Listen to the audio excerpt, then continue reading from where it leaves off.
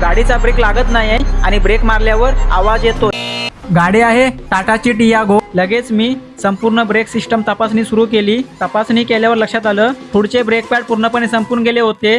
Pad इतके संपले होते की मेटल टू मेटल कॉन्टॅक्ट होत होता, म्हणून ब्रेकिंग करताना आवाज येत होता। मेटल टू मेटल टच होऊन ब्रेक रोटरवर डीप लाईन आल्या होत्या, म्हणजे रोटरला स्किमिंगची गरज होती। तर मी दोन्ही रोटर स्किमिंग करायला पाठवतोय। अशा कंडिशन मध्ये फक्त पॅड बदलून उपयोग होत नाही। जर वेळेवर ब्रेक पॅड रिप्लेस केले असते तर हा मोठा खर्च आला नसता। मशीनने रोटरवरच्या डीप लाईन काढल्या जातात आणि रोटर सरफेस पुन्हा स्मूथ केला जातो, जेणेकरून नवीन ब्रेक पॅड व्यवस्थित बसतील। दोन्ही रोटर प्रॉपर स्किमिंग करून आणल्या। हे आहेत टाटा कंपनीचे ओरिजिनल ब्रेक पॅड आणि इकडे आहेत जुने ब्रेक पॅड पूर्णपणे संपून गेलेले। असेंबल करताना कॅलिपर पिन क्लीन केली आणि संपूर्ण ब्रेक असेंबली प्रॉपर फिटिंग केली। असेंबली कंप्लीट झाल्यावर मी ब्रेक पुन्हा चेक केला आणि टेस्ट ड्राईव्ह घेतली। आता ब्रेकिंग स्मूथ आहे, कोणताही आवाज नाही।